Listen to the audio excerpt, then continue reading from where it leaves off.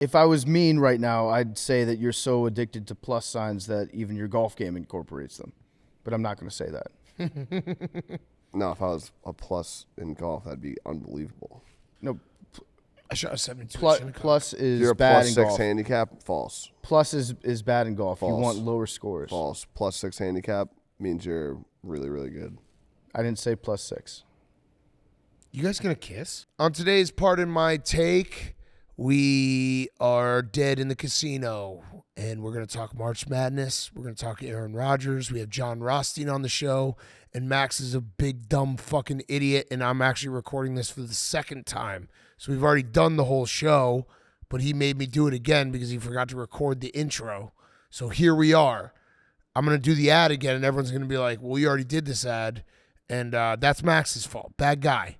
Bad guy. Anything to say? Bad guy. Bad guy. But great show. Our brain cells aren't really firing, but real ones know. These are the episodes that we shine because we are just three dudes sitting here talking ball, working our way through March Madness, all the crazy stuff that happened today. I'd like to say that if you're listening to this, you are a real one.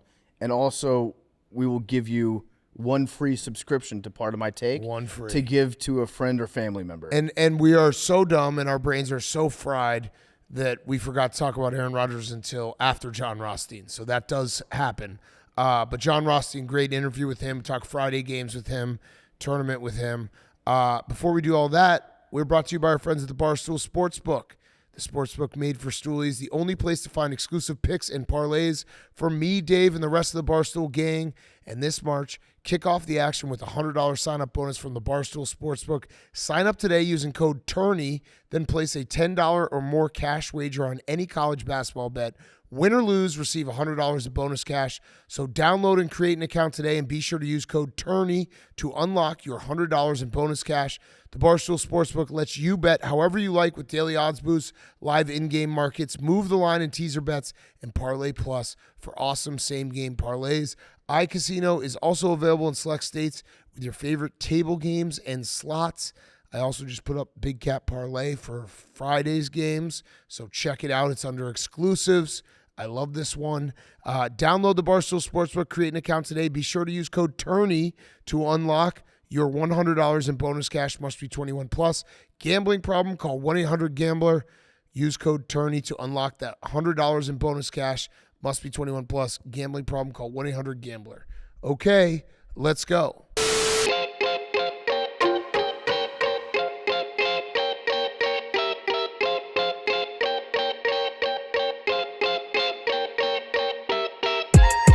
Welcome to Pardon My Take. Today is Friday, March 17th, and Joe Biden's bracket is busted. It's tough. It's tough. Once again, our President Biden, he submitted his polls after the official locations had closed. He did. He put in his votes, I think, at I want to say 12:45. Yep. So he missed the deadline, but he had Arizona. A lot of people at Arizona. The good news is we don't owe Joe Biden $1 billion. Yes, we do not. I haven't seen what my tax check's going to be like this Yeah. year, so maybe. But he pandered to Arizona, and his bracket is busted as long as far. Whoa, I can't speak. This is let's just set the stage. Yeah, real well, quick. what Big Let's set Cat the meant to stage say for the is people. his bracket is malarkey. The bracket is what is it? Dog face pony boy. Yeah. Dog-faced pony soldier. Pony soldier, just fat. Remember when Joe Biden just his brain stopped and he saw a dude who was asking him a hard question. He's like, "Listen, fat." Mm-hmm. Yeah. And you know what? That is. He challenged him to a push-up contest. Listen, fat. All right. What I was trying to say is, this is the show. We do it every year. It's this show and Sunday's show where we are struggling.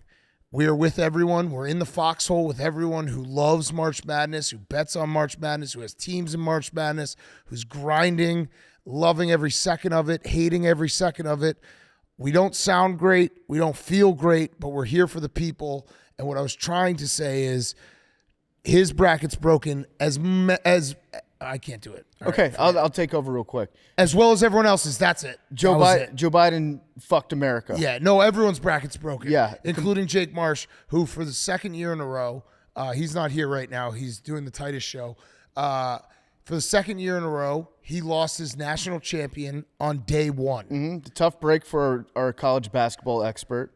But it works perfectly because Jake has proven this year, as well as last year, that he fits in on the show. Because if you're going to be wrong, you might as well be hilariously wrong at everything. It was funny because when Arizona got bounced, he came up to me. He's like, I remember last year when the same thing happened. He was like, because I think he had Kentucky. He was like, you told me if you're going to be bad, just be the worst. And I was like, yeah. And you could tell like he actually took that to heart and was like, this is my way forward. Yeah, and we've molded him. He adopted it this year again. Being dumb can be a career path. We have shown that. Yes, and it can be very yes, absolutely. Wait, who's that? We're all who's super that? dumb. That was Hank that was saying before the show that he doesn't have anything to say. Hank, are you doing the show from the North Pole right now? What would you like to say? I'm ice cold. It's not cold in this room. I'm cold. What was your record today? I won my first bet of the day on the first half West Virginia under. I won my last bet of the day on UCLA spread, and that put me at 2-27. Nice. That's tough. It's not how you start, it's how you finish. It's so diabolical, and this happened, I think, last year as well, that the NCAA tournament and that's not usually even starts units. the day after payday. Yeah. How dare you? How dare you, sir? And St. Patrick's Day. We should have mentioned that. Yeah. Happy. Billy's not here because he's celebrating for the next 3 weeks. He's celebrating White History Month right now. Yeah. He's got a lot of plans for St. Patrick's Day, mostly just not getting in fights. So we're here. It was a great first day of tournament. We had incredible upsets. I know it wasn't a great day for us, but I'm saying for people who are listening who maybe don't gamble, they saw and they watched it, and it was madness. We had the Furman buzzer beater, not buzzer beater, but close to a buzzer beater. We had Princeton, crazy upset. Third year in a row, we've had a 15 seed take down a 2 seed. It's basically happens now every single year, it feels like. Oral Roberts 2 years ago, St. Peter's last year, and now Princeton this year. Hank, you just gave PFT a side eye. Do you want to bring up bad blood this early? Well, we should probably get it out in the open here. I actually gave him the side eye, and then I realized I just don't have it in me. Well, you retracted the side eye. I do. I don't. Since I'm getting side-eyed right I'm now, dead. I think we should discuss I can't it. fight when I'm dead. So I put together a hot parlay this year. Streets were talking about it. I parlayed every single 1 seed to win money line along with every single 2 seed. And then what does Hank do? Hank comes out and he bets every 2 seed to lose at halftime money line, right? Just spitting in my face. Hank is truly addicted to plus signs, so much so that he will just straight up take a bet that I have and then see that the opposite side is plus and then just go right in my face. But both of you lost. We both lost because of Hank's bad vibes. Hank's, yeah. And it was But when you explained to me completely separate. Completely Separate. When you explained to me My what you're thinking doing, was PFT, wrong. I had a moment where I was like, just remember, like, there will be a moment in these next 2 days where there will be a 15 seed putting the 2 seed to the brink, and everyone will be rooting for the 15 seed, and it will suck to have it. And you're like, yeah. And then we got to that moment. It was like, this sucks to have. Oh it. yeah, I felt like such an asshole Yeah. rooting for Arizona. Why was I rooting for Arizona? It made no sense, but it was worse knowing that Hank was back there just cackling, just rubbing his fingers together like Gargamel from the Yeah. Smurfs, being like, I've got him. I've got PFT right where I want him. In your defense there, or in my defense there, I wasn't really focused on you. I was in a room with Jake. He was legitimately like squirming, like pacing around, jumping up and down, and I was getting a little bit of satisfaction watching Arizona lose. I can't lie. I know you were. I wasn't thinking about you really, although you did call me small, which was crazy. Yeah, yeah, you did the I too hit you with the small too small. dance on him. But yeah, it is what it is. It was I'm sorry for your loss, honestly. No, you're not. It was I quite. am. It was quite something. Losing, it's hard. All right, so Princeton beats Arizona. Incredible upset. I think Arizona didn't score for like the last 6 minutes. Mark Few's legacy, passing off just tragic losses to Tommy Lloyd to take with him to Arizona. Arizona was feeling themselves after winning the Pac-12 championship. Like, a lot of people were picking them to win it all. And now you have Alabama in the South region, Virginia and Arizona lose. They now have, it's officially official that if they don't make it to the Final Four, it's the biggest disaster in sports. Yeah. Also with the Arizona Princeton game, Arizona's kind of lucky it wasn't worse. Yeah. Because Princeton didn't shoot well. Right. I think they ended 4 for 25 from 3. They shot, so that's 16% from 3 and just 40% shooting overall on the day. So it could have been way worse. Like, this was not a fluke. No. Arizona's offense stunk in the second half and the last part of the first half as well. Yeah. They're a flawed team. And Princeton this is going way back, but like they do just feel like a tournament team because it's just etched in your memory, them running the backdoor cut over and over and over and over again. And their coach is just so Ivy League. Like he looks like he should be a lawyer, and instead he's coaching basketball. It was legitimately fun to watch that type of upset happen in an Ivy League. And They have sick jersey colors. They do. They have non-Ivy. They have non-Ivy. and their jerseys. gym. Google their gym. Their gym is awesome. I actually their think gym is so cool. that Princeton by far is the funnest Ivy League school to root for. Ooh. Think about it. I mean, I probably can't name them all. There's Penn, which technically is Ivy League. There's Cornell. The only one I would say Yale, Harvard. The only one I'd say is Chris Berman's Brown, because Brown is like, who goes to Brown? Yeah. A bunch of weirdos. Yeah, Brown's pretty cool. Brown's cool to root for in football. Yeah. Princeton's cool to root for in basketball. Yeah, I agree. Yeah, Princeton's the coolest basketball school. Google their gym. It's one of those random gyms I just look at every now and then, which says a lot about me. But it is a very, very cool gym. So, yeah, Princeton basketball won the day. I would say they won the day. I think Furman did. Furman, I mean, but the way that it over ended. 2 is just insane. I guess it's not insane anymore. Furman, though, yes. Furman's comeback win. Look at that. That's a good gym. Put it up on the YouTube. You see how like weird it is and top.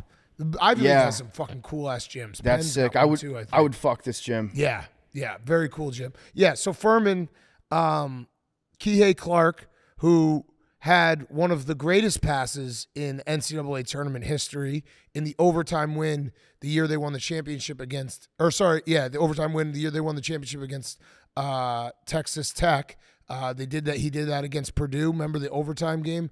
I'm just repeating myself. He had that pass that was incredible, and then he had one of the worst passes in NCAA history when he gets trapped in the corner, just lobs it up, and Furman gets it, hits a 3, wins the game. That was awesome. I have a question. What's a Paladin? A Paladin? It's when the score is like, it's like 76-67. It's like a race car? Hank's right.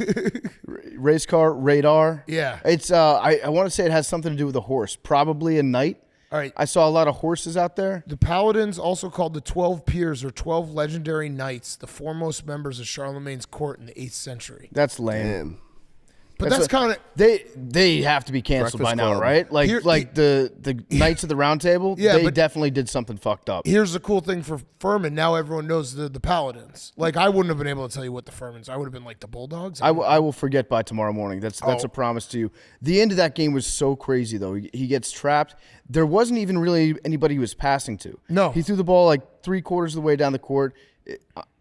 Hank, cover your ears. It was. It's giving Jacoby Myers. It was a Jacoby Myers type pass. It was. Just picked off. Great interception at midcourt. Showed And good it was ball like skills. You say he threw it far. He really didn't. Well, he threw it high. He seemed like he wanted to throw it all the way down the court. He threw it to like half court. You know what it would have been was better if he threw it high and it went all the way down the court. Right. It was- I it think was that's what he thought he was doing. It was a Zach Wilson pass because he threw it, and then when they zoomed out, you're like, there's got to be a guy there, and there wasn't a guy anywhere close. I'm going to wait till the All-22 comes out, but it looks like maybe his receiver ran the wrong route. Yeah, I feel bad for him. He's like a fifth-year senior. Obviously, had a great career.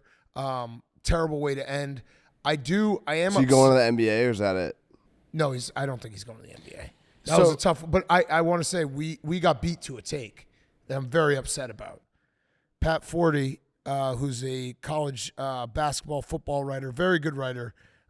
He had a article after the game that said Virginia's upset loss to Furman further proves 2019 national title was a fluke. Well, I mean, look it up because the last 4 years of UVA in the tournament, they lost in the round of 64, won the Natty, lost in the round of 64, lost in the round of 64.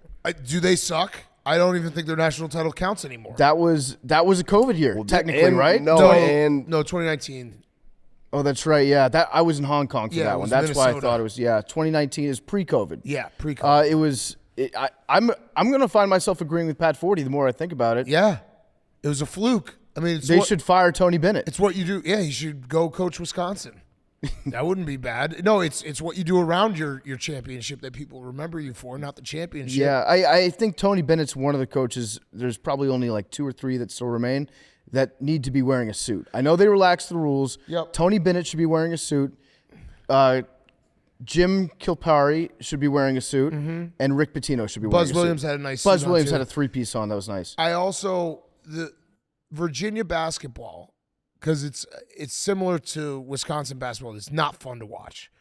People take a lot of joy when they fail. Yeah. Because they're like, I don't like watching you play basketball. Get out of this tournament. See, I like watching UVA play basketball. If all of college basketball was like that, Right. I would hate it. Right. But it's good to have one team that's Right. around that's just playing that ugly. They keep things slow. They muck it up. They just do make a you bunch of sweat. curls right at the foul line. They take like 28 seconds to shoot. yeah.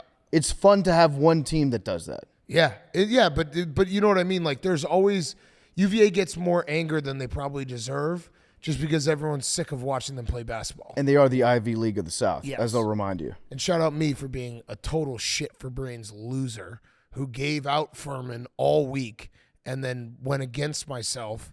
And then on top of it, had to do the Ray Allen tweet. Yeah. Which still, I mean, our show is big and we have a lot of listeners and we love all of our listeners.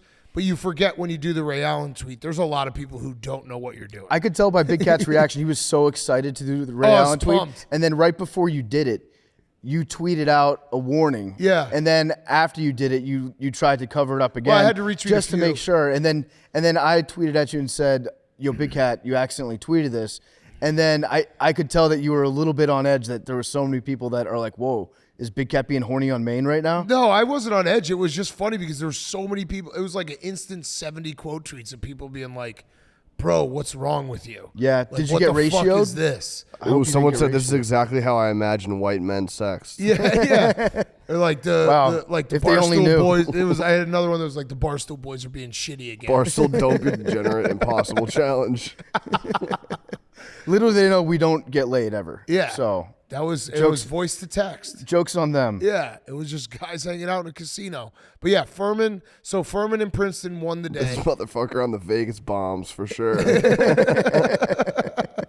What else? I mean, there was some other dramatic like There's another team. ish. There's another team that I would say won the Yeah. day, and that would be Penn State. Yes. Penn State, if they play like this, nobody can beat them. Dude, Andrew Funk. What are you laughing at, Max?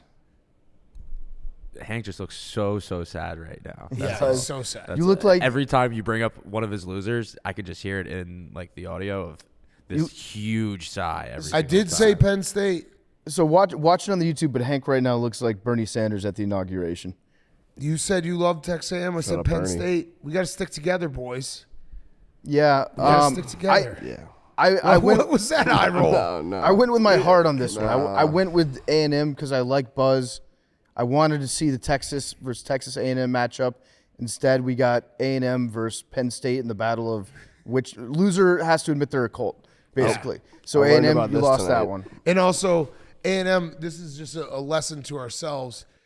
Whatever team complains about being underseeded usually loses, I feel like. Because, like, that was Texas A&M got screwed. I said it myself. I was like, I thought they deserved a 5 seed.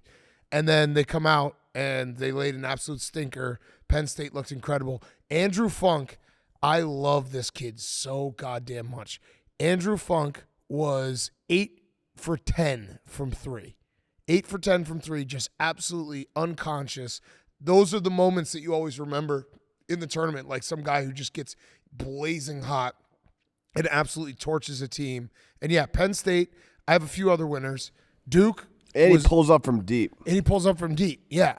Duke was a winner. Duke smashed. Yeah, Duke Charleston looked really was one of those it wasn't was it San Diego Charleston? State beat Charleston. Yeah, who played Duke? That was Oral Roberts. Bullshit, Oral by the Roberts way. was like one of those teams that everyone was talking about. Oh, look at this, 6 points, love it. That was a never in doubt. I mean, I don't think Oral Roberts scored for the first 8 minutes of the game. It was an 11-0. ass kicking. I was hoping that they weren't going to score. I Yeah. was hoping that they'd get to like 2 minutes in the first half.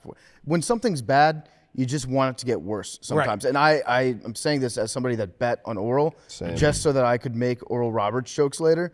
Unfortunately, they stole that from us. Society took that from us. The loss is really on the listeners for not having to listen to me say like Oral sucks for 7 hours. But it's I wanted my bet to lose way worse because it was so comically bad. Yes. But Duke was incredible. Duke was like smashed him. all the credit in the world goes to what Duke's been able to do in the last 12 months since they rid themselves of the plague that was Coach K. This team probably wouldn't have made the tournament with Coach K. No, Shire has the boy. Shire took a pile of shit and he grew a rose out of it. And I want to say something real quick because I think Hank was about to say it, but I'll say it before he does. There's no way you're about to say what I was about to say. Okay, I'll write it down and then you say it. Okay, I mean, All right. Hold on. I promise you, if you're about to say this, then like you're David Blaine. Okay. Because this is not about anything. All right, I'm not touching my anything keyboard. relevant. I'm not touching my keyboard. Go ahead. Go ahead. You say what you were about to say. The Duke coaching staff sweaters. Look at that. Shut up. Look at Shut that. up. Shire Shut up. sweater. Shut I up. fucking No, wrote you it down. didn't. No, you didn't. You said it like 7 times on the fucking stream. You're just like, these sweaters are so cool. These sweaters are so cool. I don't know if I have notes that you won't want to see.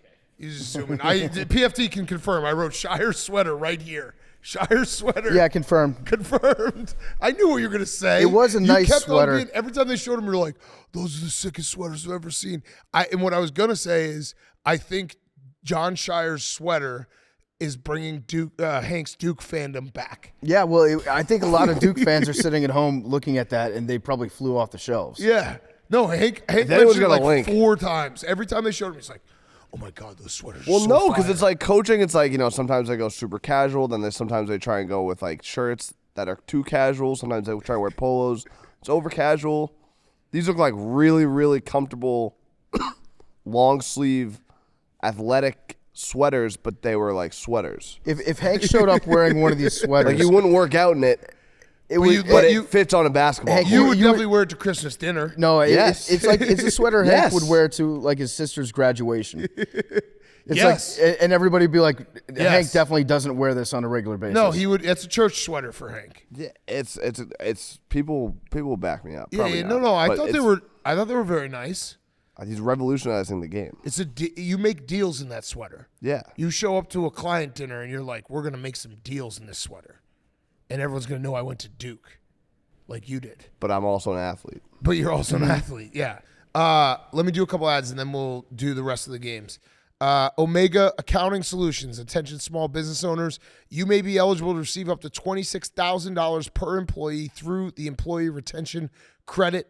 You are a responsible business owner who continued to pay taxes and employ staff during the pandemic. Recover the payroll taxes you overpaid as a refund of up to $26,000 per employee. Omega Accounting Solutions helps get back the money you deserve through the CARES Act. All it takes is a quick, easy, and free 10-minute consultation to determine if you qualify. Omega is a small business champion with teams dedicated to maximizing tax credits. CPAs even turn to Omega for ERC guidance. Don't miss out on your small business tax credit. Even if you got the PPP loan, there's still time to find out if you qualify and file your claim today. Call 855-505-DAVE or visit omegataxcredits.com/Barstool Sports now. Call 855-505-DAVE or visit omegataxcredits.com/Barstool Sports now.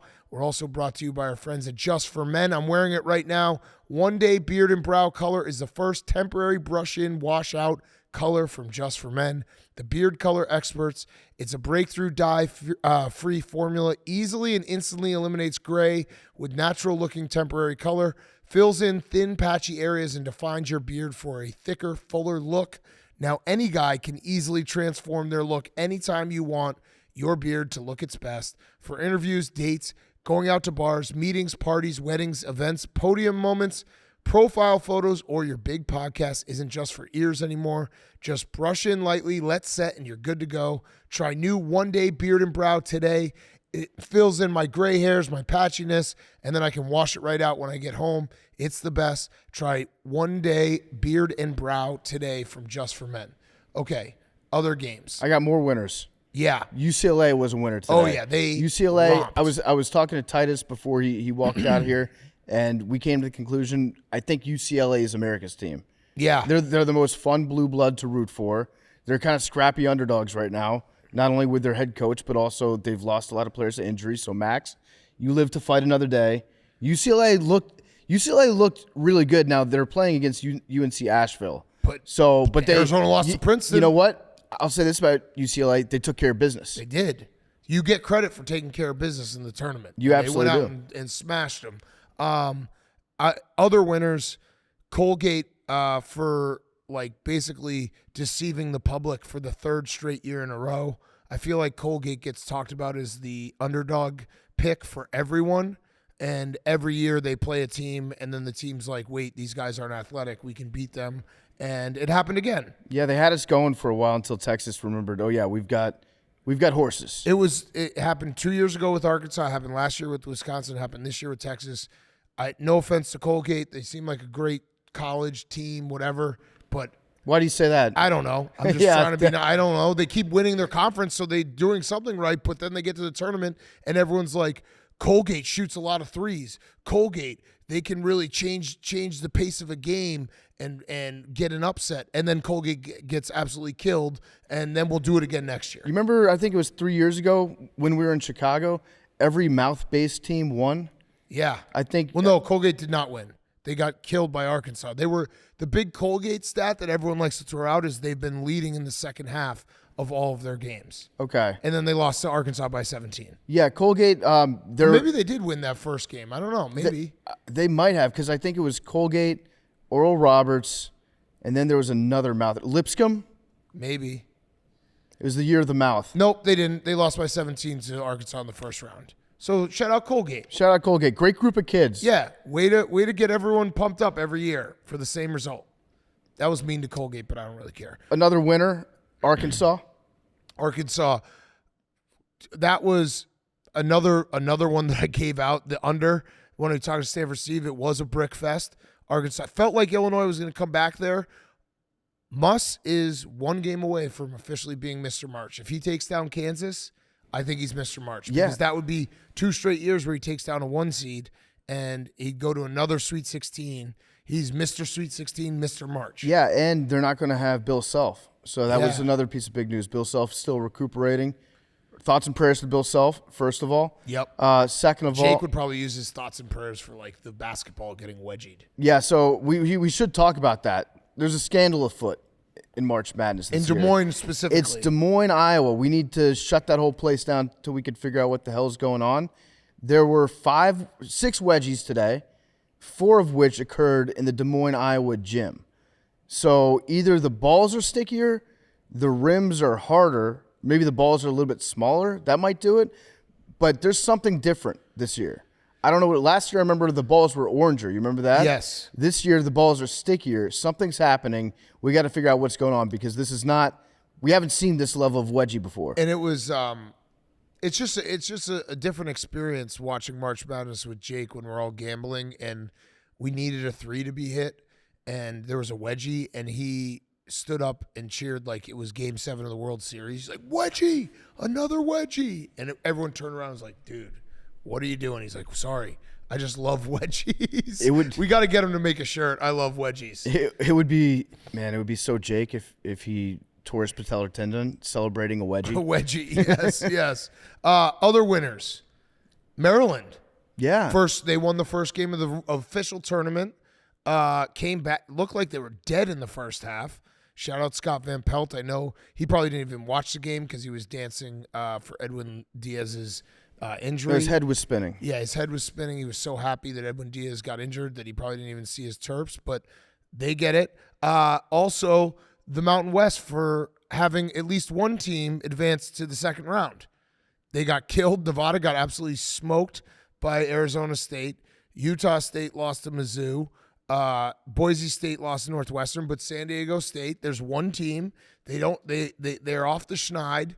That would have been tragic if they had been out of the tournament in 10 hours just like last year. But the Mountain West, they got something to prove. Yeah, my Aztecs. They advance. With Maryland, I think This was a big win. It's Kevin Willard, right? Their head coach? Yes. Big win for him because a lot of the Maryland fan base did not think that he should be hired in the first place. Yes. And the way that they won was pretty impressive. They came back. I think West Virginia was up. They were up double digits, and the Terps fought back. They're fun. The Terps are a fun team to root for again. Yeah. Now they're running to a buzzsaw because Alabama looked really, really fucking good without Brandon Miller. Brandon Miller's got a groin issue that he's dealing with. He scored he played, but he scored 0 points. He scored 0 points. That is an issue. We had Texas Corpus Christi. That dude on Texas Corpus Christi being like, I want the ball. I want to cover this spread was such a March moment. Just chaos everywhere. He's a hero. So I don't know exactly what was going on that last play, but it looked to me like he demanded the ball because he knew that they had to score. Yeah. And then he went over to the coach, it looked like, told him, stop, we don't need to shoot. He dribbles between his legs, takes a baseline 3, goes in at the buzzer. They cover a crazy spread. There's no reason he should have shot that ball. No. I mean, I'm glad that he did just because it's March and that's fun for March. Right. But that was weird. It was That was very weird. That got the hairs on my neck standing up. That was suspect, especially because it covered like the line moved from 22.5 to 25. So it, you could have middled it somewhere. Yeah. So very suspect. Auburn gets my bad sports town of the day. Oh, okay. I disagree, but go off. I just wasn't impressed with the crowd. They're playing basically a home game. I think they will show out for their game against Houston on Saturday, but I was going into that game being like Iowa's going to struggle because it's a home game for Auburn. When they showed the stands, they were like half full. Yes. Iowa still struggled because Fran McCaffrey can't coach in March. But Auburn, come on, guys. I disagree. This is a home crowd for you. I think Alabama is a bad sports town. Birmingham, Alabama is a bad sports town because if the Crimson Tide fans had their shit together, they would have bought tickets to show up and then boo boo Auburn and root for Iowa. If the rivalry was real, they're playing in your home court. Show up and fuck them up a little bit. It's a fair point. But yeah, Harvey Updike would have been there in a second. Yeah, we'll see on Saturday when they do play Houston. Houston struggled. Sasser got re-injured. I appreciate Kellen Sampson just at least admitting how hard it is to watch Houston sometimes. He said, we play like shit a lot. And I was like, yeah, you know what? That's the honest truth. Yeah. You guys do play like shit a lot. So they got, on the offensive rebound side of things, they got out-rebounded. Overall, they rebounded better. They got more total rebounds. But on the offensive side, Northern Kentucky, they were playing like fucking maniacs. Crazy. They were running to the ball. They were throwing Norsemen. elbows. They were diving everywhere. Yeah, the Norse. They were absolutely crushing it on the offensive glass. Houston, I mean, they got away with it, but because, they're Houston, but they definitely didn't look like they had a sense of urgency. Yeah. And I'm trying to think what other things happened today. We had our first crying cheerleader, Utah State. Her bottom lip was quivering. There's something about March Madness. The crowd shots are just so great. They just make it so much better when you see the pain. Virginia fans, the Utah State fans, just the passion and the exhilaration. It's just the best. I just love watching the crowd shots in March. There's another Northwestern kid that looks exactly like the old one. They're spawning them. They're just reloaded. They just restock. They did. So this kid, I think he's about the same age as the first Northwestern crying kid who, credit to Jake, he did pick Arizona and a tribute to his favorite President Biden. But Jake said that they were going to show the Northwestern crying kid and have him show up on the broadcast again and be like, look, you want to feel old? This kid's aged the appropriate amount of years for his age. Right. But then they cut to the side, and maybe that kid had a kid. Maybe that's his child. Probably. But it's the same guy. It's the exact same guy. They also showed Doug Collins in the stands a couple times. That was kind of cool. Yeah. That's wild, isn't it? His son's the coach. His son's the coach. Yeah, Northwestern played really well. Yeah. That game was kind of never in doubt. Big day for nerds. Yeah. I think nerds won day one of March Madness. Huge day and Mizzou winning, the journalism school. It isn't just Syracuse. Yep. Let's put some other schools on the map. And last one, Tennessee won the award of thank God we won, even though we know we're going to lose in the next round. Yeah, well, it's big for Rick Barnes. Yeah. Rick Barnes, if he makes it to the Sweet 16, are we calling that a win for Rick Barnes this year? Yeah, I would Because say so. there's sliding Yeah, expectations right now. Yeah, they're dealing with injuries. They've been on the downslide.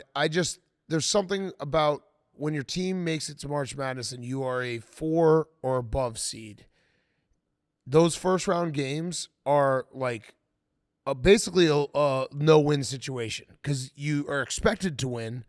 And then when you win, you're like, you just breathe a sigh of relief. Like, thank God we're not embarrassed. Thank God we're not Arizona. Thank God we're not Virginia. Because those are the moments that everyone just like laughs at you and punishes you. Losing in the second round, anyone can lose in the second round. But when you lose in the first round, if you're a 4-3-2-1 seed, it's just the worst feeling in the world. So good job, Tennessee. You survived. Now you get Duke in the next round. And, I mean, Duke looks like they could be Duke's going all very, the way. very dangerous. Duke's Have you seen this? all. Yeah, See the they sweaters? look. Yeah. They look. Those sweaters. Are you going to run the sweaters back? You have if you're to. Duke? You have to. Have to. Hank, what was your favorite moment from today? The West Virginia first half under. Yeah. Yeah, that was Should big. have just left the tournament then. So this happened to us last year, I think, on Thursday. I think we all got killed. He's thinking about it. No, I'm just trying to think of like other like there's no other joy. I ate ice cream. That was good. I had 10 Reese's cups. I went through 10? I was trying to rally multiple times. Like I came back here and was like, all right, I'm gonna chill out, put some bets in for later, and then get back on track. Like win one, then the snowball goes rolling down the hill. I came in here. And then I kept coming back. Yeah, I came in the green room and there was just a bunch of Reese's in the refrigerator. And I was like, I know my guy Hank. He's stocking up. Because little known fact, Hank and I, like at the core of our relationship, if everything else fails, our love for peanut butter and chocolate is like, we're just like always there. It's true. Just like, you know, like if I go buy some, I'll get some for him. If he goes buy some, he'll get some from him. It's just we know it. We know it. It's true. At the end of the day, peanut butter and chocolate can heal all. PFT's wearing insult socks. I mean, I'll save it for Firefest, I guess. I am wearing insult socks right now. Oh no! It's on my right foot only. I just looking at those right now. Right foot only, strictly for buckets. I've got Hank's face all over my socks right now. It's a bad luck sock though. I jinxed myself. I admittedly came out a little bit strong against Hank. I should not have given him the too small. But in my defense, I was furious at him. And we've all been there. We've all been mad at Hank. He takes turns. You're an equal opportunity pisser off. I was going to say not me, but you go around. You're definitely mad at yourself. You're very mad at yourself right now. Yeah, no, yeah. You're furious at yourself. Yeah, you've got a rivalry with yourself. Oh, also, shout out Dayton. We went to the first four. That was an awesome arena. Yeah, it was. It was very cool. It was intimate. Yeah. It was nice. It was fun to get out there. We saw Texas Southern.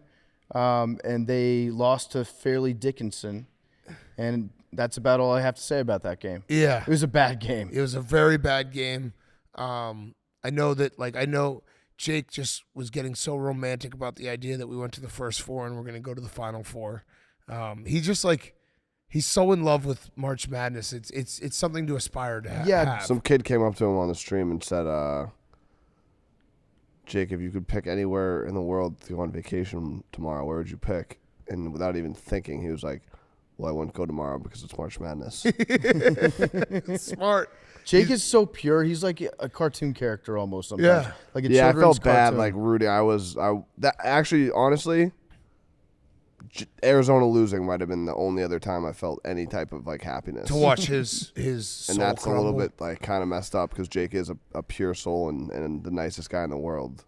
But you want to I was drag sitting here him down kind to of your laughing, level. being like, and it's Princeton. I didn't have any dog in the fight, so I was like, fuck it. Like, who doesn't like an upset? And it's gonna, Would you be happy, Hank, if I guess that's you wrong. corrupted Jake and you turned Jake into like a very, very cynical, like bitter man?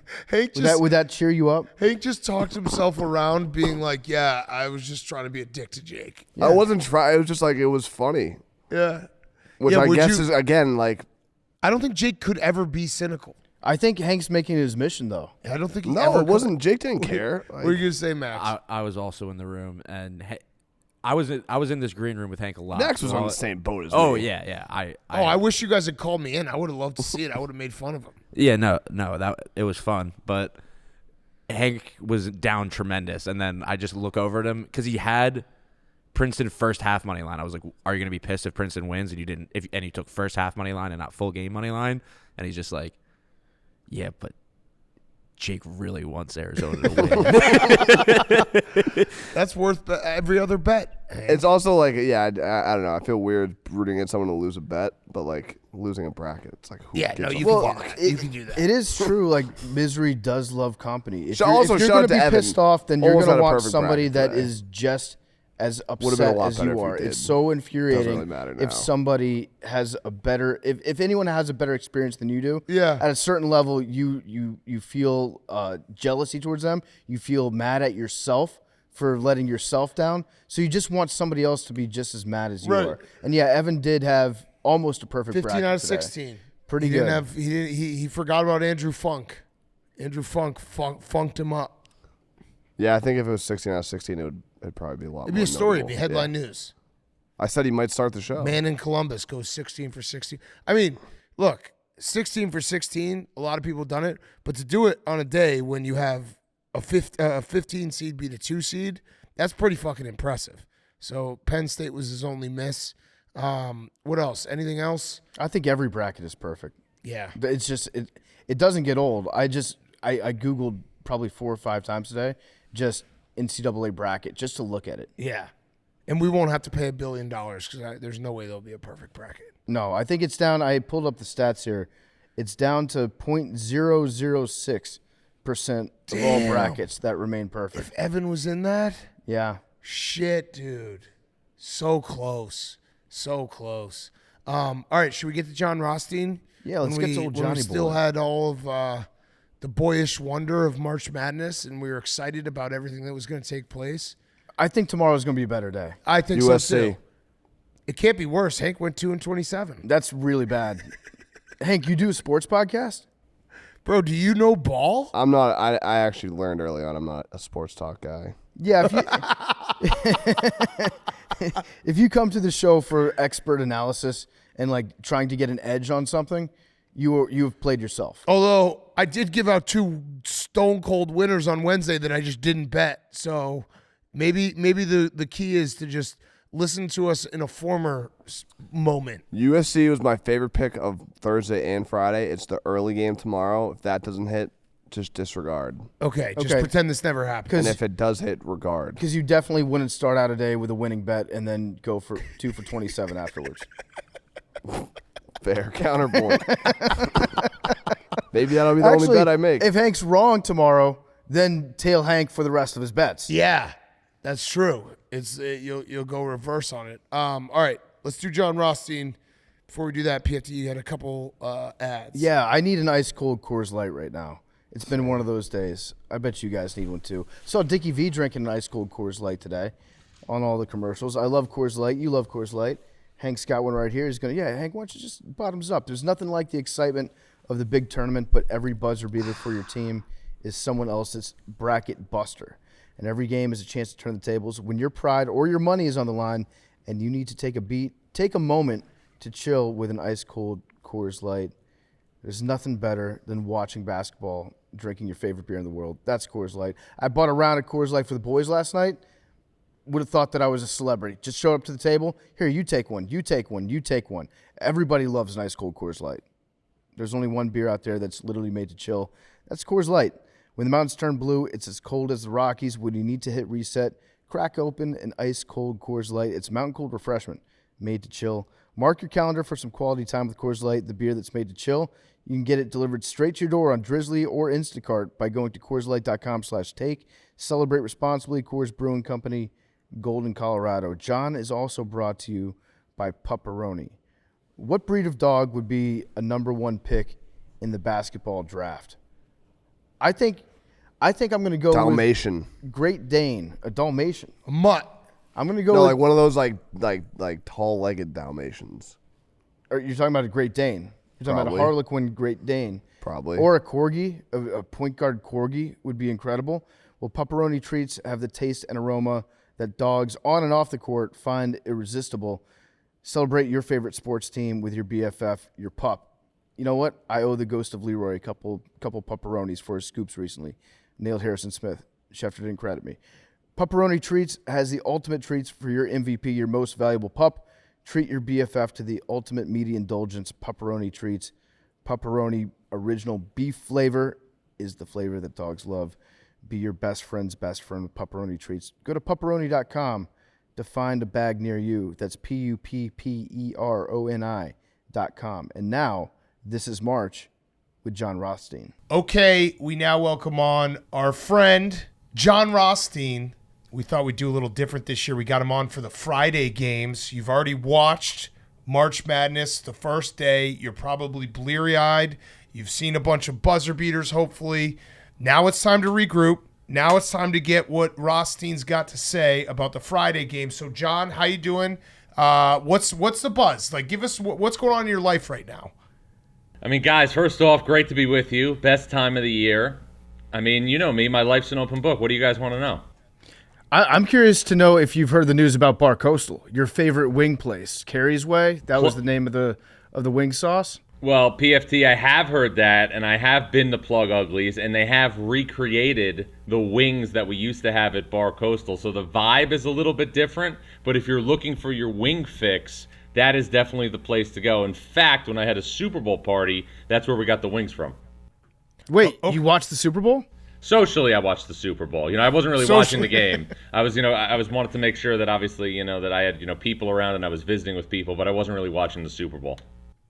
Okay, so since your life is open book, I have a question as well. Have you retroactively gone back and given thoughts and prayers to Damar Hamlin? I have opted, moving forward, to just be more cognizant of what's going on around me at all times, despite the fact that I am a college basketball insider and I was merely reacting to Rutgers going on the road and playing Purdue. I did not know that a Monday Night Football game was going on. I didn't know, obviously, who was playing. I was only focused on what was happening at Ncaa Arena. But obviously, when something like that happens, you just send your prayers out and hope for the best. Okay, Yeah. so can you say it? Thoughts and prayers for Damar Hamlin? Thoughts and prayers for Damar Hamlin. That's Okay, beautiful. thank you. That's That's very nice. That's very But nice. You do realize But- the thing that we love about you is that you are singularly focused on college basketball. That's all you do. That's all you care about. I don't necessarily want Jon Rothstein out there tweeting about things that are happening in other sports. I go to you to get away from all that stuff. Well, and again, it all happens obviously in like a Murphy's Law type of way, PFT. I mean, Cam Spencer makes that unbelievable three at Ncaa Arena. It just happens to coincide with such a traumatic event, and obviously we're just continuing to wish good prayers to Damar and obviously his family. But, again, I had no idea what was going on, and people have asked me over the last couple of weeks, like, well, what are you going to do after the Final Four? Are you going to get into baseball? The Mets just added some pitcher or something like that, or are you going to get into the NFL draft? And I said, no, there is only one thing on my mind, and that's the NCAA tournament, and then preparing for next season, especially in April, which is Portal Combat season. Yes, yes. And all right, so last personal question, because then I do want to get into the Friday matchups. What's the update? You went to Europe? Did you like it? We went to Europe. It was a life-altering trip. 18 days and 18 pounds later, my life was altered. But the bread in France was so life-altering, and the pasta at the Amalfi Coast was so life-altering. I found that France, and especially Paris, is a comfort food city, meaning you don't want to overthink your meals there. Go to, obviously, a brasserie, get croissants, get bread, get a croque monsieur, get a grilled cheese and fries, get a burger, but don't get too intricate with stuff. But the pasta and the freshness of the pasta in Italy, we went to Portofino, Rome, and the Amalfi Coast. And in Rome, there's a place near the Pantheon, Armando al Pantheon. It was the best rigatoni amatriciana I've had in my life. I can still taste the bruschetta on some days. But I will say this, we talk all about, what we eventually want to do in the media and, how can we expand our career and so on and so forth. In preparing for this trip to Europe, I binge-watched Searching for Italy with Stan Tucci.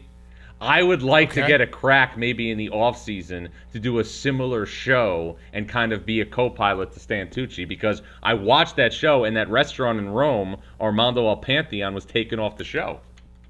Oh, Wow. Okay. Yeah. Well, yeah, we can. I'm a good friend of his, so I'll reach out directly and see if I can link you two up. Now, we do need the final verdict, though. Is it more life-altering to go to Europe for an extended vacation or spend one night at the Siegel Center at VCU? It depends if the A10's a multi-bid league. It hasn't been a multi-bid league, this year. So I think, we have to wait and see what happens next year in the transfer portal. If the A10's a multi-bid league and it's peak Shaka, like it was in 2014, when you had Briante Weber at the top of Havoc and, you want to do push-ups on picket fences when they put the press on, that was a different animal. That was Tay Jones and Langston Galloway at St. Joe's. That was obviously in 2014. You think back to those St. Joe's teams. You think back to the Dayton teams that Archie Miller had with Scoochie Smith and guys of that caliber. You think back to the GW teams with Kevin Larson, Patricio Garino. That was peak A10. So to substitute, obviously, a trip to Europe, while I love the bread, I love the pasta, the sights were beautiful, I think that might be a stretch. Listen, that was exactly what I was thinking. I often think back to the George Washington heydays, so same wavelength. All right, so John, let's do Friday's games real quick. Give us a big picture. Which games are you most excited for? Which games are popping off that you're like, all right, I can't wait to see this matchup? Well, I just wanted to know, guys, if we had the chance to kind of go through the names that I had for the regions, because we didn't do that, Sure. because we're doing things differently. Yeah. I look at the top left, the South region, as being the region of opportunity, because I look at this and I don't see any way that Alabama, who has never been to a Final Four, gets to a regional final. I see that, and I see San Diego State as a 5 seed, a program that has not won in NCAA tournament games since 2015 when it beat St. John's in an 8-9 game under Steve Fisher. I think there's major opportunity. Remember, the Mountain West went 0-4 last year in the tournament. You go then to the bottom left part of your bracket, the East region. It's the region of misdirection. Now, why do I say that? Purdue was supposed to be good, not this good. Marquette was picked 9th in the Big East. They're the 2 seed. Kansas State was picked 10th in the Big 12. They're the 3 seed. And Duke, again, is vintage Duke, is the 5 seed. It's not vintage Duke, but they're the 5 seed. It's the region of misdirection. So then you go to the top right, the Midwest region. It's the region of guard play. Look at the guards in this region. Houston has Sasser and Shed. Miami basketball, more guards than Shawshank. Nigel Pack, Isaiah Wong. Indiana has Jalen Hood-Schifino. Then Xavier has Sule Boom. Penn State has Jalen Pickett. And, of course, Texas A&M has Wade Taylor IV. And Texas has Serge Jabari Rice. He also have Marcus Carr and Tyrese Hunter. That is the region of guard play. And then finally, the region of brands out west. These are your top 4 seeds. Kansas, UCLA, Gonzaga, and UConn all have been to a Final Four in the last 10 years. John, you mentioned the the region of guards. Do any of the other regions have guards? They definitely have guards, but not of this caliber. I think you have to look at that region as being specifically noted for its guard play. And even the guards on Pittsburgh, who I covered on Tuesday night in the first 4, have big-time chops. I mean, Nelly Cummings came from Colgate. He was somebody who played in multiple NCAA tournaments under Matt Langle. And also Jamarius Burton made a big shot to beat Mississippi State. So the region of guards holds form. Yeah. Okay. All right. So we've struggled here on this show trying to figure out what to make of Purdue. What's the vibe with Purdue? Because I don't believe in Purdue. I've never believed in Purdue. I do think Zach Edey has gotten a lot better. Yeah. I just think it's going to be same old Purdue, and I don't mean that in a mean way to Purdue fans. It's just they kind of feel the same way. I think for Purdue, it's a Final Four bust type scenario. Now, this is why I'm saying that. Think back to the heartache that this program has had over the last half decade in the NCAA tournament. 2018, you're good enough to go to a Final Four. You lose Isaac Haas, your starting center, to an elbow injury. You lose to Texas Tech in the Sweet 16. 2019, the brutal loss to Virginia in the Elite Eight when Mamadi Diakite made that shot at the buzzer to send it to overtime. And then last year, you have a team with Edey, Travion Williams, and Jaden Ivey who loses to St. Peter's. So given all of that, given the balanced landscape of college basketball, and given the fact that you have the most dominant force that we've seen in quite some time at the center position, Zach Edey, anything less than a Final Four berth will be a disappointment for Purdue, for its fans, for its alumni, for everybody. Yeah, I'd agree. Yeah, I would agree. I'm going championship or bust with Purdue. I'm putting my flag in the ground right You're now. getting This is bold, the year for PFT. Purdue. You're getting bold. What can possibly go wrong? Absolutely nothing. What coach in this tournament do you think has the most to lose, legacy-wise? Because I feel like there are a couple guys that are dangling out there. That's an interesting question. When you say legacy-wise, PFT, do you mean like they may never get an opportunity like this again? I guess when I say legacy, I mean for us in the media to absolutely tear them down after a bad loss after this. Well, it really doesn't mean much, but who's going to be the easiest target to say this guy's on the hot seat with a bad tournament loss this year? I don't know if we can go there, but I will say this. I think there are certain programs that have opportunities in front of them that they're not going to have a line like this for a significantly long time. One is Alabama. Alabama's never been a number one seed in the NCAA tournament until this year. Another is Houston, because Houston has obviously the Final Four in its home city. And the third would be Purdue. Those are all programs where if they don't make it to Houston to play in a Final Four, you will feel like the season's a disappointment. Yeah, okay. Here's a question for the Friday games. Vermont versus Marquette. Jake Marsh's Vermont Catamounts going against Marquette, who just came off, obviously, a great Big East tournament. What do you see in this game? Does Vermont have a chance? Do we have a chance for Vermont, Jake, and I think Jake would agree, Vermont has been knocking at the door under John Becker to win an NCAA tournament game, but I just see too much of, obviously, an advantage in terms of Marquette's size and athleticism. I think Veretto is going to be overmatched against Omax and Oso Ighodaro. I think it's a tough matchup for Vermont, but most of the matchups in the round of 64 are going to be tough. But I will say this, Vermont was really competitive last year against Arkansas and has been competitive in the NCAA tournament, just haven't gotten over the hump. Yeah. Yeah, should Kentucky fans out there be worried? Providence, you would think, with Ed Cooley, great coach, done some good stuff in the tournament before. He knows how to get his guys ready, but they're kind of limping into the tournament right now. So well, not only that, PFT, but like Bryce Hopkins, who barely played last year at Kentucky, has become a borderline All-American and an All-Big East player this year, averaging about 16 and 10, and he is playing against his old team. So that is probably the individual storyline of the first round. Providence has not played well down the stretch, but Bryce Hopkins is going to get a crack at his old team. So that, to me, should be a concern as well, because, look, Kentucky, when you look at things, is coming off what I believe is the biggest upset in NCAA tournament history when it lost to St. Peter's last season. Now, people can say, well, what about UMBC Virginia? If you compare the potential, the resources for UMBC's program and St. Peter's program, it's night and day. And I also think when we look back and we start thinking about the Virginia team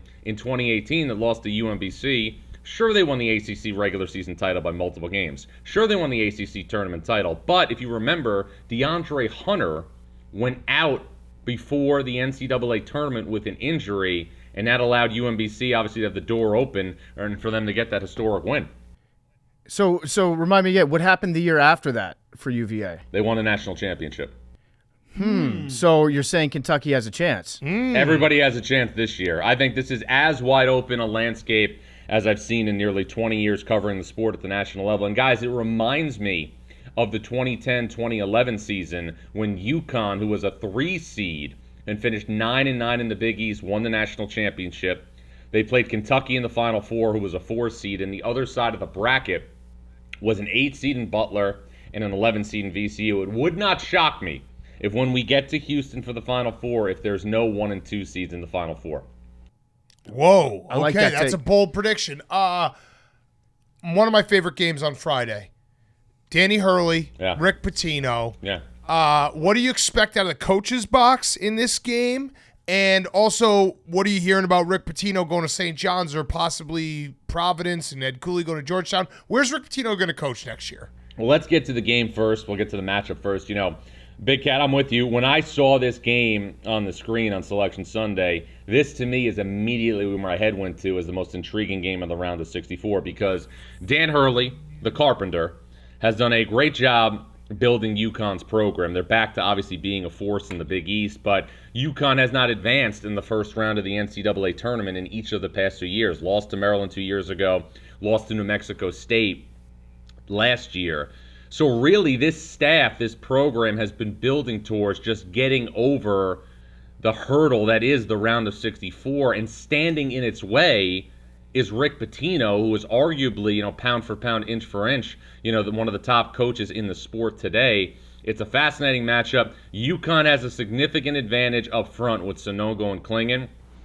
But the guards for Iona, who I saw live a couple of weeks ago in person when they played Manhattan, are very, very capable and high major caliber players. Walter Clayton Jr. is a very good player. Danis Jenkins is a good player. So I think Iona's guards will be able to trade blows with UConn's guards. It's going to be a matter of whether or not Iona can rebound and obviously stop or contain Sanogo and Klingon. So let's get to Rick Pitino. This is what I can tell you. St. John's has no secondary candidate. St. John's knows that in order to restore relevance, it needs Rick Pitino. St. John's has not won an NCAA tournament game since 2000. How long ago was that? Jay Wright was the head coach at Hofstra still. But with that said, Rick Pitino is still, whenever Iona's season going to end, still going to have to get the necessary assurances from St. John's that they're going to be willing to do the things that it takes to win. Better facilities, better offices, all those things before obviously a deal is finalized. So I would say that, Rick Pitino is clearly the target for St. John's. They don't have a secondary candidate, I can confirm that, but I still think that, there is nothing obviously done in the sense that we're going to have a press conference 48 hours after Iona's season's over. What about from Rick Pitino's standpoint? He's got to be thinking in my opinion, Providence or maybe Georgetown would be a better fit for him right now, like ready to go. They don't have to put in all those upgrades that you mentioned. If I'm Rick, I'm not limiting myself to St. John's. I'm looking elsewhere. No doubt, PFD, but the one thing we have to remember is that Ed Cooley has danced the dance before and flirted with other jobs in the past. He took a hard look at Michigan before Michigan hired Juwan Howard. He was going to have some interest at Maryland and Louisville last year. He opted to sign a long-term deal and stay at Providence after the Sweet 16 run. So that job isn't open, and that domino hasn't happened yet. So I think from what I've gathered, it was very important for a school to prioritize Rick Pitino, to make him obviously aware that they wanted him to be their coach. St. John's has done that through back channels to his representatives. So now it's just a matter of if St. John's can obviously get a deal done with Rick Pitino. And guys, I firmly believe this parallel. If St. John's was able to secure the services of Rick Pitino as its next head basketball coach, considering everything I just said a couple of minutes ago, they have not won an NCAA tournament game since 2000, not since it beat Northern Arizona and with Dan McClintock in the 2000 NCAA tournament. Rick Pitino going to St. John's would be comparable to when Pat Riley became the head coach of the Knicks in 1991. Whoa. Yeah, but he wants to be wanted. He wants them to tell him to come. Correct. Wants to be prioritized. And that's, and they should prioritize him. Yeah, they should. Absolutely. All right. Similar question. Coach and matchup. Michigan State, USC. This is happening. This is the early game on Friday. I think it's the first game that tips on Friday. What do you see in this game? And then how many more years is Tom Izzo going to coach? Because it feels like we've lost almost the entire old guard at this point. He's the last stalwart. How's that going to play out? I ask myself that question every preseason when I go to East Lansing. And then I tell myself, what would Tom Izzo do, though, if he didn't coach? I don't think Tom Izzo would want to, be a studio analyst or a game analyst. I don't think he would want to be, an athletic director. Tom Izzo wants to coach. Tom Izzo wants to win. He wants to win another national championship. Michigan State is recruiting at a high level. So I think Tom Izzo is going to coach as long as he can coach. But I do think, guys, that this is a very, very sneaky USC team that they're playing. When USC was healthy this year, they were extremely, extremely capable. But they've had injuries in and out of the lineup all season long.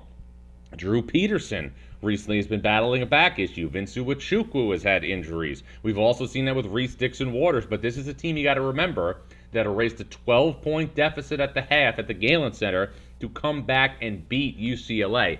I'll say this much.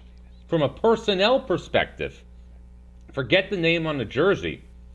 I see more talent on USC's roster than I do Michigan State's.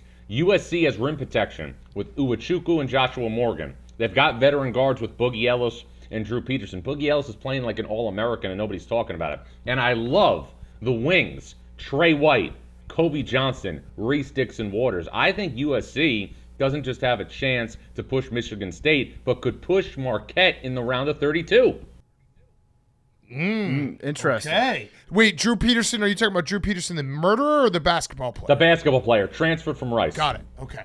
You gotta say that. You gotta let everyone know there's a difference. There's two Drew Petersons. Appreciate you clarifying. Yes. Do you know the story about the other Drew Peterson? I had no idea there was another Drew Peterson until Big Cat just mentioned him. That's good. Yeah. That's why we love him. Yeah. That's Perfect. smart. That's So smart. Memphis, I've heard many people refer to as the best 8 seed out there. Possibly a bad second round matchup as well. So Memphis, it's FAU, right? They're playing FAU, who's staying at our FAU. hotel. They're in our hotel. We could actually. Is it illegal to pull the fire alarm to make them man. not get a good night's sleep? Light bulb just went off my head. Dusty, we sleep in May. Yeah, that's true. Yes. So, but Memphis, as for the actual like play on the court, do you see Memphis as being the strongest 8 seed in this tournament? Memphis, Maryland, the Arkansas-Illinois game is capable. Obviously, the same thing with Iowa and Auburn. It's close, but I look at Memphis as being a potential bracket buster in the region of misdirection. And another reason why I use misdirection is because Penny Hardaway may have one of his lesser talented teams. Like there's no Precious Achiuwa, there's no James Wiseman, there's no Boogie Ellis, but they're a better basketball team. Is because we have seen, and Big Cat knows this because he's obviously spent so much time watching the Big Ten, we have seen Purdue's guards struggle with pressure the last month. If Memphis can get by FAU, Memphis could be a really difficult matchup for Purdue in the round of 32. This is by far Penny Hardaway's best coaching job since he took over at Memphis. Kendrick Davis, DeAndre Williams, big time players. I think Memphis is a scary matchup for Purdue in the round of 32 if they can get by. Dusty, we sleep in May. Yeah. I mean, I think FAU's a scary matchup for Purdue as well because they got Vladislav Golden, right? Vladislav Golden, transfer from Texas Tech. Yeah. Big man on big man would be like an old school, be like turning on the TV and watching a 1985 tournament game. Exactly. Yeah. From just a purely basketball standpoint, John, do you like the direction the sport has gone? Is it better for you to watch? Do you enjoy it more, or do you miss kind of banging it down low? No, I think the big thing that's happened is, finally, with the NIL rules finally going in, which were long overdue, we have seen college be able to retain some of its better players if those players didn't have lucrative professional opportunities. So that has made players more identifiable for fans from the periphery, and the brand of basketball has been better. So I think it's really helped the sport. I think things will reset a little bit when the COVID year goes away and kids don't have that additional year of eligibility. But no, I think it's all good. Another question about your broadcast. So your colleague, Jay Wright, have you talked to him? Have you discussed whether or not he has interest in maybe coaching in the NBA next season? No, I don't think he wants to coach again. What? Yeah, I don't think Jay wants to coach again. Now he can answer that, better than I can, but I get the vibe that I know he's working at media. He's great at media already. Obviously, he has keen insights from being somebody that's led a team to 4 Final Fours and 2 national titles. So, no, I can, he's working at this broadcast thing, and he's already, great at it. Okay. All right. I have one last question, John. You gotta scurry and call the first 4 games, which is awesome. We will actually be there, so we'll see you. Awesome. Maybe give us a wave. Yeah, we're going to be in Dayton. We're not there yet. Last question, Roback question, rhoback.com. Use code TAKE, 20% off your first purchase. Joggers, Q-zips, polos, everything. I'm wearing the joggers right now, fluing them. These are flying gear. We've had a busy week. We've had basically no time this week. We finally got here. John, tell us your Final Four and who your champion is, and let's hope that team has not already been eliminated. That would be very funny.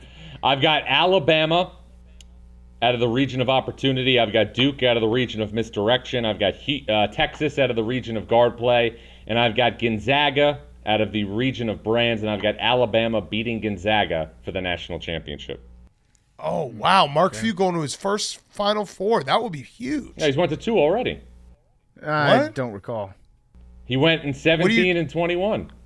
I think Disagree. Must be a few Mark Fews. Disagree. Why is that? I don't because Mark Few has never been to a Final Four. Yeah, that's the knock. Gonzaga's never gotten over the hump. He's built a good program, but at the end of the day, you have to give me some results. Yeah, you know? will this be the year that Gonzaga finally gets over the hump and gets to a Final They're Four? the buts. Yeah, Gonzaga's good, but they can't win the big one. You guys are a tough crowd. All right, well, John, thank you as always. We appreciate it. Enjoy the tournament. Best time of year. We're all going to be just sitting there, just enjoying every moment. Nothing better. And maybe we'll see you in Houston. All right, and guys, congratulations to you and your team on that big move to Chicago and continued success. Really happy for all you guys.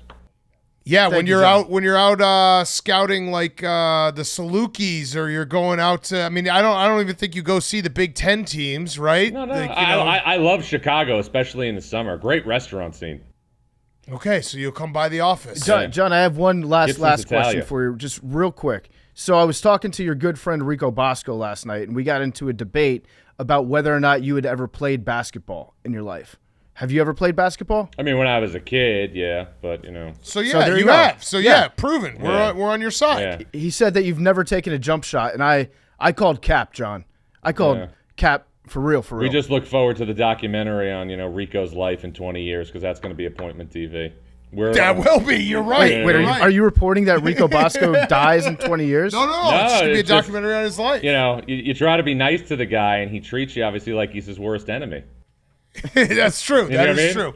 You try to All be, right, you try to be John, playful. Yeah, I'll be featured heavily in that documentary. All right, well, John, thank you so much. Good luck with the first four. Good luck with the rest of the tournament. Great catching up with you, man. All right, guys, have a great March. Jon Rothstein was brought to you by Chili's, baby. That's right, Chili's. Only at Chili's will just $10.99 get you a bottomless drink, a starter like bottomless chips and salsa. By the way, they delivered chips and salsa to our office this week. Best chips ever. Chili's chips are chips ever. incredible. Best I chips ate ever. an entire bag. Best chips ever. I skipped lunch, and I had a big dinner that I was about to go out to. It was about 3:30 in the afternoon. I just got a bag of chips. I ended up eating the entire bag by myself. They're that good. I'm telling you, Chili's is a feast. They've also got the old timer with cheese. They've got a big old side of fries with a Chili's 3 for me deal. You can get the bottomless drink starter like the bottomless chips and a full-size entree with a Chili's 3 for me deal. It's $10.99. We're not talking gold forks. You can't get this unbeatable abundance of food elsewhere. Whether you're getting fast food or picking up groceries, Chili's got them all beat. Chili's turned 48 on Monday. Happy birthday, Chili's. And they launched their heritage merch collection on welcometochili's.com, where they've released limited edition items that celebrate their 1975 heritage. They're actually awesome. Their hats and their shirts are incredible. I was wearing one earlier this week. Head to your local Chili's where you can enjoy the 3 for me deal for just $10.99. Okay, before we get to Firefest, this is just a lesson in what March Madness does to our brains. We watch 12, 13, 14 hours of basketball, and we just forget about everything else that's happened in our lives. Probably should have talked about this somewhere in the beginning. Aaron Rodgers is out of my fucking life. Not yet. He is. Not PFT. yet. Not yet. He's not. Yes, he is. Don't do this. I root for Dan Snyder to sell the team. Aaron Rodgers out of my life. He is gone. He's going to the Jets. It's over. I'm so happy. Wednesday was one of the best days. Everything is up for the Bears. Fuck him. He's gone. Okay. Don't do this. He's You're going going to do it. No, here's what I'm going to say. He's not. He's not going. He is gone. He's not going to play for the Packers. You're Yes. right. He's gone to that certain extent. But we still don't have a trade in place. Correct. So he actually fucked the Packers over. Yes, that's why Aaron Rodgers finally beat the Packers. Yes. So, yeah, his last act, he goes on the Pat McAfee show, and he basically burns that bridge and says, I've decided not to play for them. They don't want me to play for them. Yep. So I told them I want to play for the New York Jets. Now, the trade's not finalized, so now the Jets are going to have to fork over probably more than they were originally because he tipped his hand. Oh, I think and tipped the Packers' hand. I think it might be opposite. The Packers, it's clear that Aaron Rodgers does not want to play for the Packers. The Packers don't want to employ Aaron Rodgers. The Packers now don't have much leverage because Aaron Rodgers doesn't want. He was like, they don't want me. I don't want to be there. All the cards are out on the table. Like the Packers have to trade him. So they could trade him, but they don't have to pay him until I think start a training camp. So I don't know. So they can keep him around for a while, and they can start fielding other offers. He's gone. He's out of your life, which He's is gone. I'm He's very gone. happy. He's for gone. you. He's gone. I'm so happy he's gone. I just am so happy he's gone. Because here's the thing. Aaron Rodgers is a phenomenal quarterback, Hall of Fame quarterback. He did say that he was the best Packer ever, which was, okay, dude, way to blow yourself there. Bart Starr, bro. Bart Starr, bro, right? Like, that guy was pretty damn good. Reggie White. Yeah, you won 1 Super Bowl. Dick okay? Buttkiss? No. Come on. No. That Just was kidding. wrong. like, you That was a can't- joke. That wasn't serious. No. Yeah, he was serious. That was not serious. It wasn't. You just Look in the thought eyes. old guy from cold weather. I hope John Shire's sweater gives him a really bad rash. No, that was a joke. Cap. Yeah. Okay. But yeah, he is a phenomenal quarterback. He's probably going to play for, I don't know, 3-4 more years. Even if his skills diminished, he loved beating the Bears. He was going to keep beating the Bears forever. It was just how it was going to go. I'm just so happy he's out of my life. And all the Packers fans are like, Jordan Love's next up.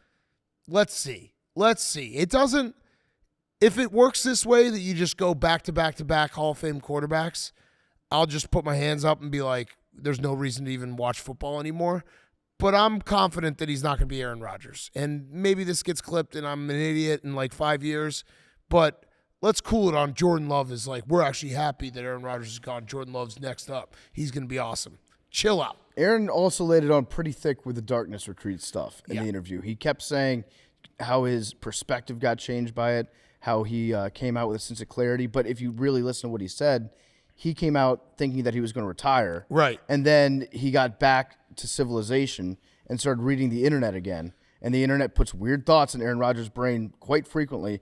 And this might be the weirdest of all of them, where he was like, actually, you know what? I'd rather play for the Jets. Yeah. And so he decided that that's what he was going to do. But if I was a real darkness retreat guy, like an old head that had done darkness retreats for years and years and years, and then Aaron just comes in, like Aaron adopted the darkness. Yeah. Helen Keller was born into it. You're not a darkness guy. You just did it one time.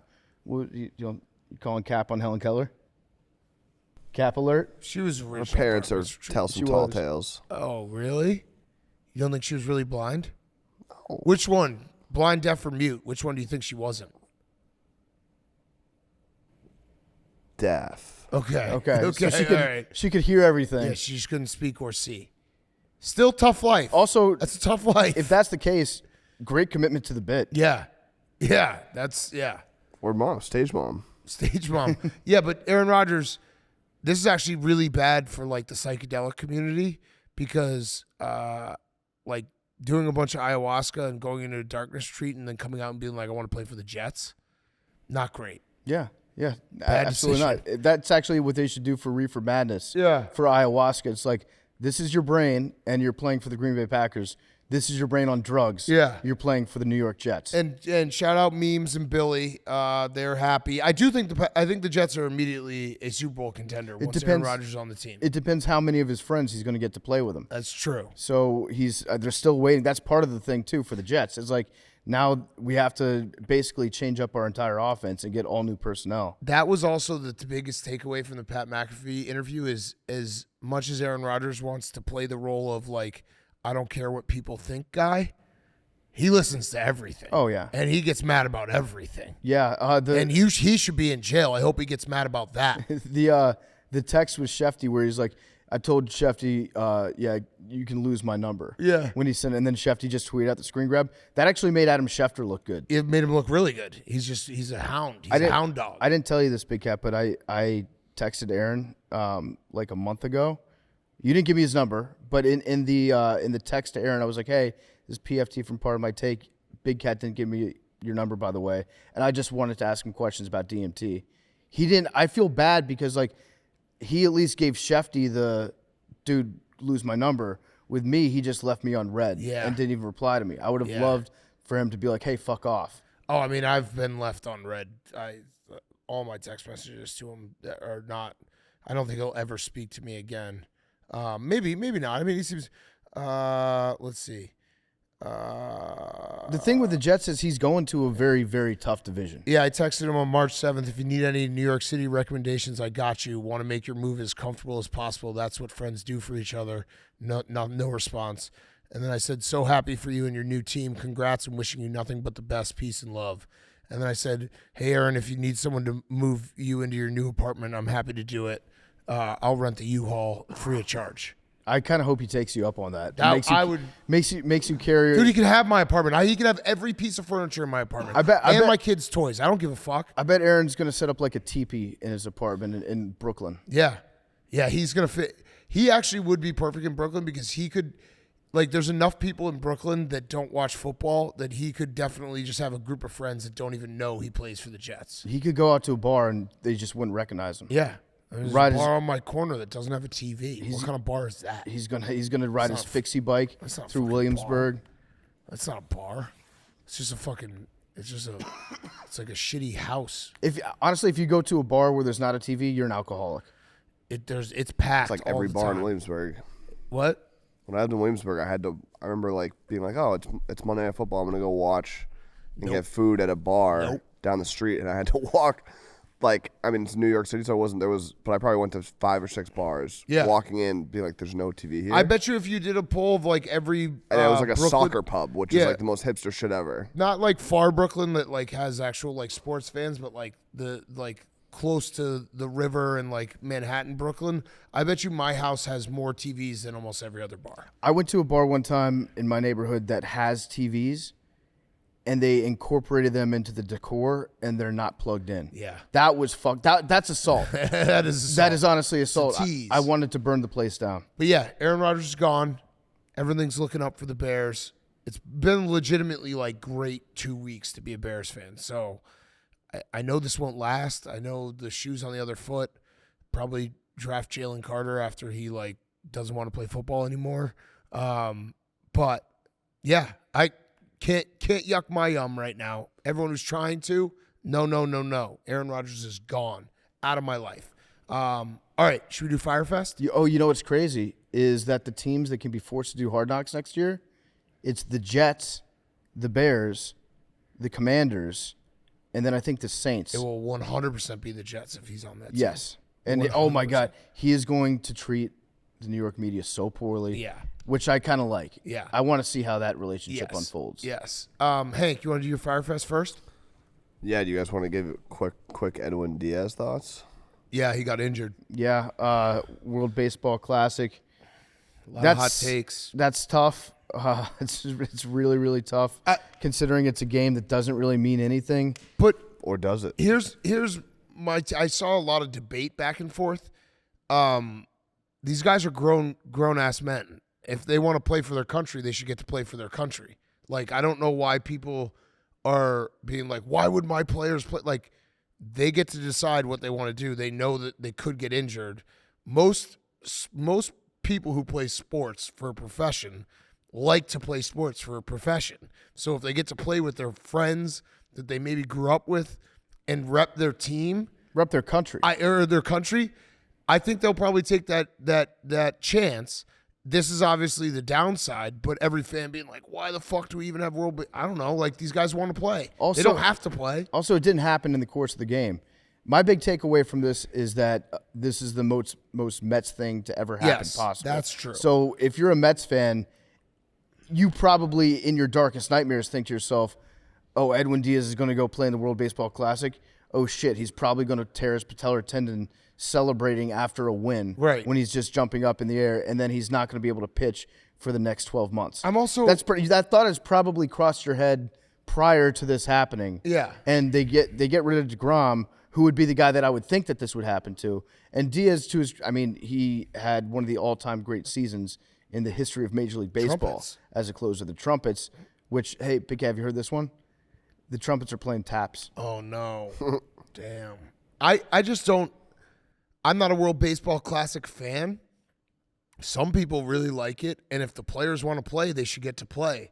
I also believe that injuries like that were going to happen anyway. You know what I mean? Like, Well, yeah, it wasn't in the course of the game even. Right. It was a freak celebration. and something probably is a little off with your body that like there's gonna be an injury that happens at some point in the season. Yeah, it's called being a Mets player. Right, exactly. Mike Trout is a big winner of the World Baseball Classic because he gets to play meaningful baseball for once. Yes. So he's having fun. He's probably, I'd say he's Captain America. He's the Patrick Reed Yeah. of the U.S. team. And so it's fun watching him actually be able to celebrate a game that could potentially impact future games. Yes. So, I'm not. I guess my take on World Baseball Classic is I still don't care, but for people who do care, cool. Yeah, I'd say that's fair. Yeah, like I have fun. That's cool. Like March Madness is on, but if you like baseball more than college basketball, that's cool too. So the knock against it is it's a made-up tournament that people just decided to start doing.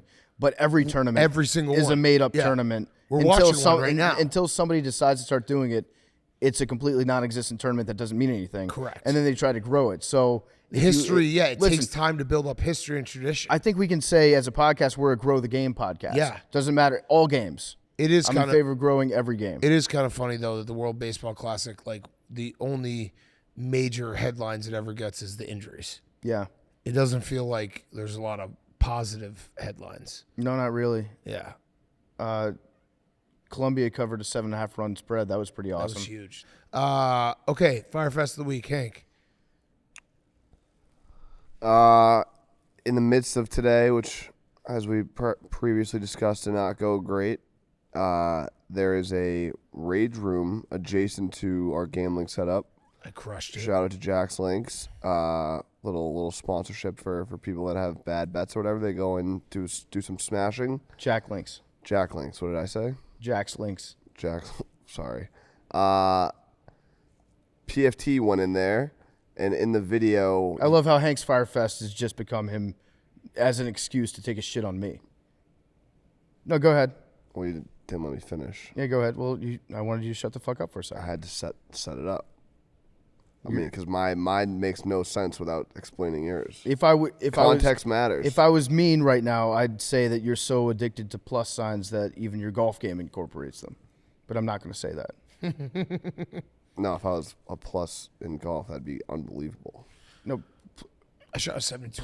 plus is You're a bad plus in 6 golf. handicap? False. Plus is bad in golf. You False. want lower scores. False. Plus 6 handicap means you're really, really good. I didn't say plus 6. You guys gonna kiss? I'll kiss him if he wants to. PFT went to the You wanna rage kiss? room. I think Getting hot. I think Hank This and is I getting hot. The sexual tension is off the charts It's right now. crazy. What's in PFT that jacket? walked in the rage room with a baseball bat, swung at a glass, and completely missed. Oh no. And again, maybe I'm learning a lot about myself. Probably the only other part of the day where I kind of laughed watching the video, being like, haha, swing and a miss. That's embarrassing. And it's right next to the room where I was lying down, and I was like, all right, biggest bet tonight, Texas A&M, lock. Let's get this train rolling. I'm going to make a video poking fun at PFT, explaining my bet, and then I'm going to smash the glass that he missed. And then I took a swing, and he went over the cup. I went under the cup. I just smashed the table, but I missed the cup. Oh Yeah. no. Yeah, And so it he was a missed one it. Should have take. bet Penn State right then. It was a one-take situation. I wasn't going to delete it. And a lot of people did say, well, obviously now I'm going to bet Penn State. So I guess you're welcome. All right. That was sad. I'm sorry about that, Hank. I'm But sorry yeah, that I kind of mean, like forced you to do that, that. I'm just unathletic, dumb, stupid, not good at gambling. Your yawns sound very bad. I was helping you out. You seemed like you were looking for another bad thing about you. Yeah, USC. USC. USC. I'm gonna. All right, You know what, PFT. Hank? I'm a good friend, so I'm gonna ride on USC tomorrow. Let's go. PFT Let's or do it. Fyre Fest. My Fyre Fest of the week, I was going to say what happened in the Jack Link's Rage room when I took a big cut and just completely whiffed on the glass. But it was a small bat, and also I'm a golfer now, so it ruined my baseball swing. But I will pivot and say my Fyre Fest of the week is this is my first March Madness without Tums. And the reason for that is I think I'm a full-time, take 2 antacid tablets Yeah. a day guy. Yeah, like So medicine. like medicine. So I wake up and I need to have one of those Monday, Tuesday, Wednesday, Thursday, Friday things that old people get that their children have to dispense for them. But I've made the transition to that because just straight Tums isn't cutting it for me anymore. Damn. The acid's that bad, shout out Aaron Rodgers, that I have to now be able to switch over. And it's weird because I always forget to take it until right before I need it, and then it doesn't work like Tums. That's the thing. If I try to take a Pepsid AC instead of a Tums, I have to wait an hour to get any relief. But now I'm a full-time, just like constant. There's always going to be antacid in my blood. Yeah. Is what I'm saying. And that to me is the worst. That's the most clear sign that I'm old as fuck. Yeah. That's tough. Yeah. That's very tough. I'm trying to think. I don't really have Fyre Fest. I mean, my Fyre Fest is, I love the tournament so much that when Thursday ends, I'm like, damn, we only have one more really crazy, chaotic day. And it bums me out. I'm trying to think what else. Oh, my son is no longer waking me up, but he does watch me sleep, and that's kind of creepy. I guess that would be my Fyre Fest. Oh, yeah. You said figured out he stands in your room. Yeah, so I told him, like, if you come in my room and you wake me up, like, I'm going to lock my door. And he's like, don't lock the door, don't lock the door. And I was like, so don't wake me up. And he didn't wake me up. And then I was walking him to school, and I was like, so you slept well last night? And he's like, well, yeah, I came in your room, and it was too cold in there. So then I went back to my room, and I was like, what?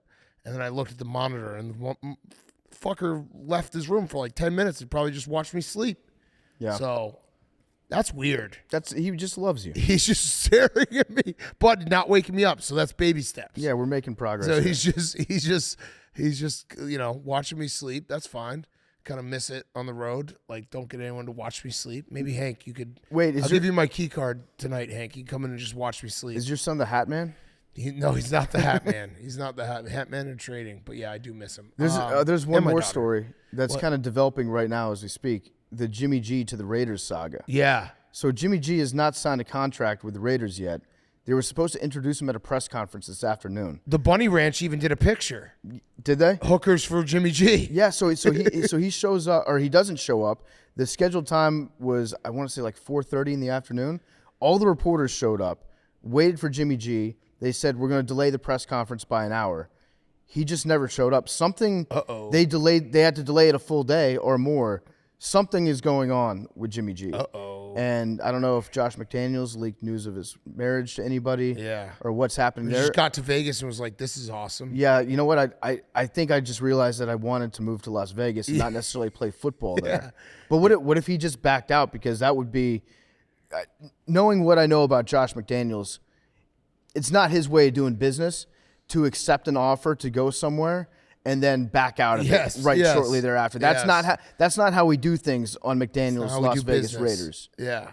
Jim Irsay went to Jimmy G's took a shit. house, took a shit, and he's like, I want to play for this guy. Oh, also, Mike Fleury reported that Dan Snyder's going to sell the Washington Commanders. Yeah. And so... See, I'm excited for you. I'm not going to ruin it for you. You tried to ruin Aaron Rodgers. I was just pointing out that he's not going to... He might not play for the Jets. He's not going to play for the Packers. But Florio reported that Snyder has moved all of his shit out of the Commanders team facility. Yes. Him and his wife, and that a sale is imminent right now.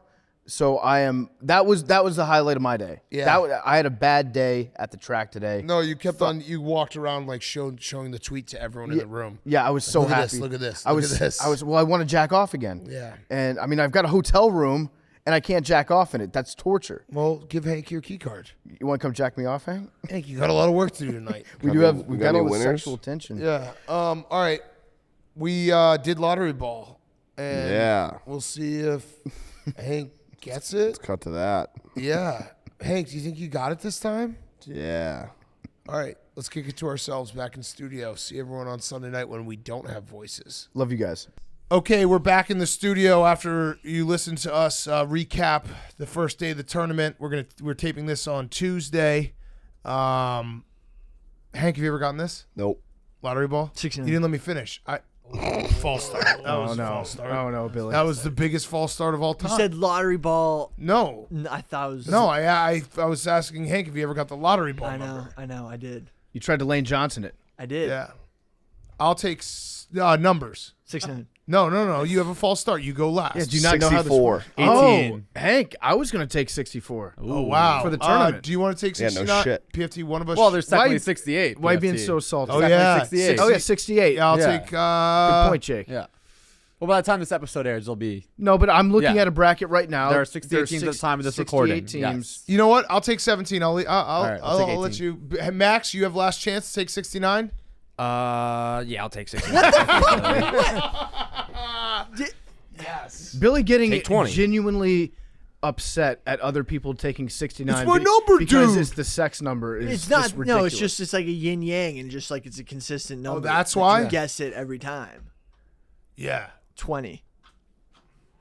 What was your number, Hank? This will be devastating. There's a lot of devastating numbers that can come up.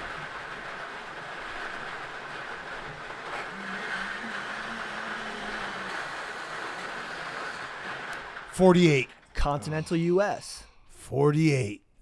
Love you guys. Damn, Hank. And you lost all your bets today. At the end of today, there'll be 48 teams remaining. Oh, Halfway through. Hank, you did your math wrong. Yeah, because at the end of Friday, Yeah. there's 64, 16 games. You should have done that, Hank. Number of teams remaining at this, at the end of Friday, not the end of Yeah. this episode. Yeah, Oh. Figure it out, Jake. but that's still, not- but no, still. not still. Not even close. Wait. No, No, after Thursday, I'm yeah, right. yeah, Yeah, after yeah, Thursday. Thursday. He's right. Yeah, Haha, yeah. you're wrong, Hank. Yeah, you should have guessed 48. Thursday we go 64 to 48, and then Friday 48 to 32. Yeah, Oh, no, Hank. Tough break. yeah. Learn ball. Hank, that's tough. Love you guys. They proved that chickens actually came before the egg.